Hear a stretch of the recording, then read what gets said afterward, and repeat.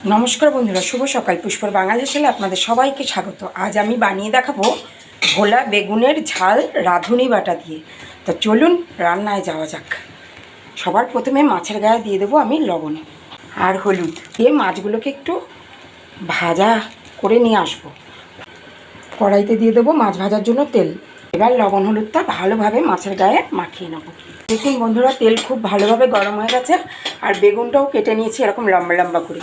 এই মাছ আর বেগুন লাল লাল করে ভেজে তুলে নিয়ে আসছি আবার ফিরে। দেখুন বন্ধুরা, এখানে 1 চামচ মতন জিরে, 1 চামচ মতন রাঁধুনি আর 1 ইঞ্চি মতন আদা নিয়েছি। এটার একটা মিহি পেস্ট করবো। এটা খুব সুন্দরভাবে আমি মাছ আর বেগুনটা ভেজে নিয়েছি। এবার ওই তেলেই ফোড়নে দিয়ে দেবো 2-3টে ভাঙা কাঁচা লঙ্কা আর একটু কালো জিরে। কালো জিরেটা আর কাঁচা লঙ্কাটা একসাথে ফোড়নে দিলে না, এর ফ্লেভারটা খুব ভালো আসে। এবার দিয়ে দেবো পেস্ট করে রাখা রাঁধুনি, জিরে আর আদাটা।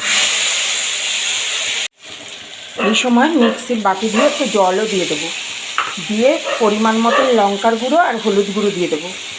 আমি কিন্তু কোনো রকম রান্নাতে কাশ্মীরি লঙ্কার ব্যবহার করি না। আন্দাজ মতন লবণ। আর বেগুন ভাজার সময় আমি শুধু হলুদ দিয়ে ভেজেছি, লবণ কিন্তু দিইনি। এবার দেখুন কত সুন্দর তেল ছাড়ছে।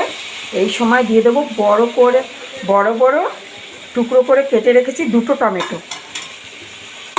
এই টমেটোটা দিয়ে দেবো। টমেটোটা কিন্তু গলাবো না বন্ধুরা, টমেটোটা গোটা গোটা থাকবে, তাহলে খেতে ভালো লাগবে। বেশ একটা টক ঝাল ব্যাপার আসবে, মুখে একটু স্বাদটা ফিরবে।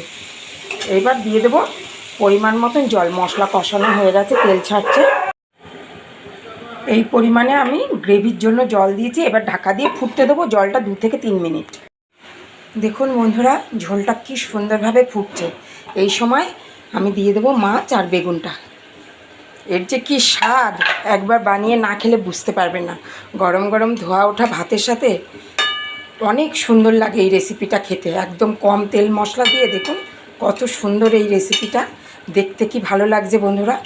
আমার জামাইবাবুর এইভাবে রান্না করে, আমার বড় জামাইবাবু, আমার ভীষণ ভালো লাগে। আমি ওনার থেকেই এই রেসিপিটা শিখেছি।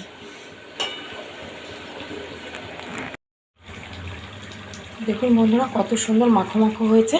এই সময় দিয়ে দেবো বেশ খানিকটা ধনেপাতা। এটা দেশি ধনেপাতা, এর ফ্লেভারটা কিন্তু খুব সুন্দর লাগে। আর কতটা মাখো মাখো টাইপের হয়েছে। এইভাবে বানিয়ে গরম গরম ভাতের সাথে সব পরিবারে উপভোগ করুন ভোলা বেগুনের ঝাল রাঁধুনি বাটা দিয়ে। ভালো থাকবেন, সুস্থ থাকবেন, দেখতে থাকবেন পুষ্পর বাঙাল হেসেল। ফিরে আসছি পরের ভিডিওতে।